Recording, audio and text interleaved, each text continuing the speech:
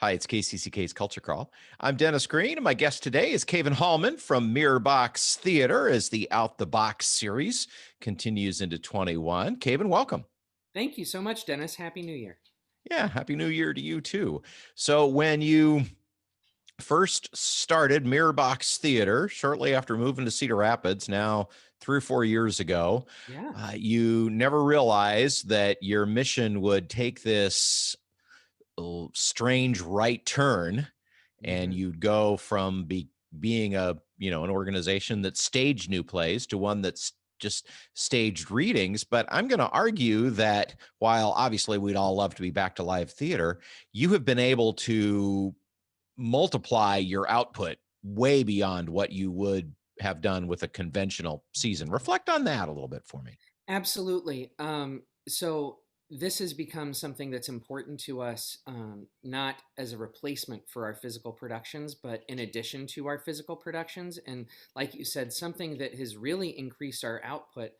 Um, There are so many incredible new plays being made all the time that reflect our contemporary culture. Plays that fit what Mirrorbox is just privileged and proud to present into the community. And when we were doing that solely in the physical space, that was 4 shows a year. That's just 4 amazing scripts. And last year, with our Out the Box series, we were able to do 32 readings. And there is enough quality writing out there. There's enough quality art being created to support that kind of content delivery. And we're just really glad that so many amazing artists, both locally and nationally, have jumped on board and wanted to be part of it.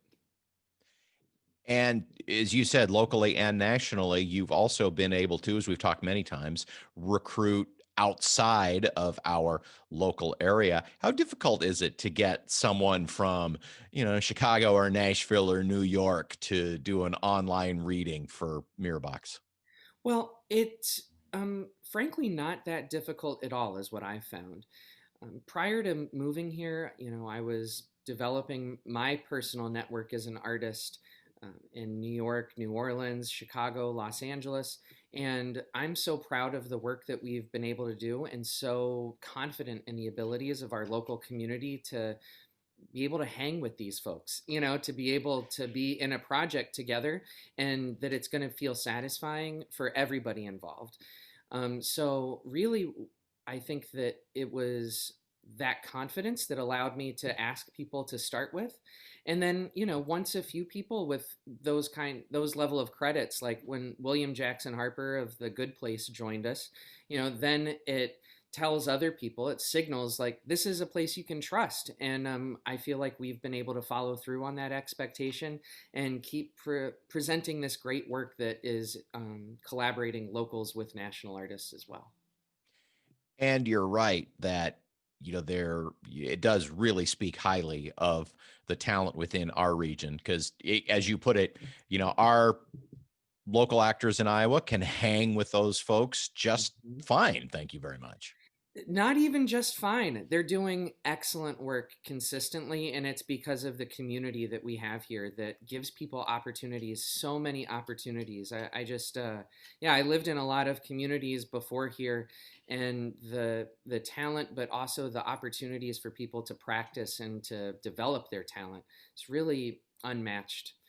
Uh, yeah, when it comes to Cedar Rapids and Eastern Iowa. Tell me about Best Life.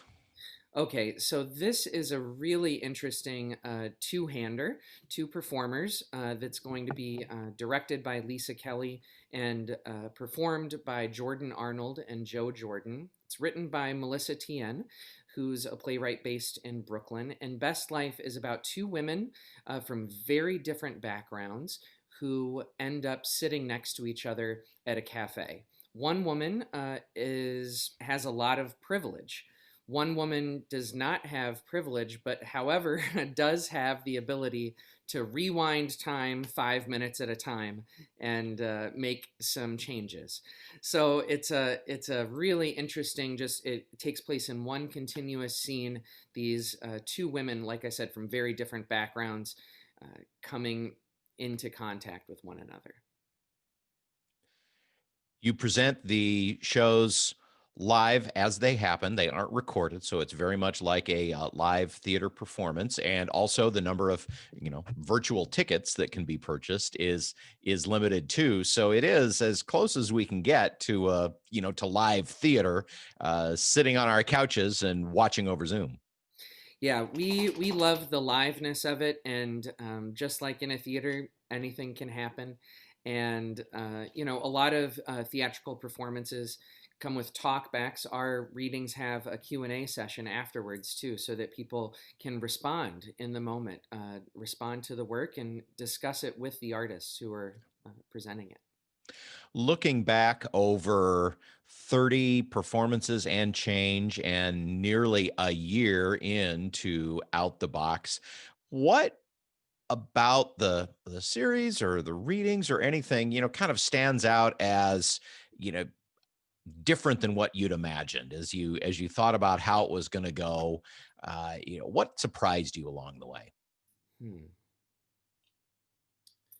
I think just something that continues to be underlined for me is the importance of involving our local community, because that balance between bringing in these exciting national artists who sometimes expose us to a different audience, or really help elevate the skills of our local talent and amplify those skills.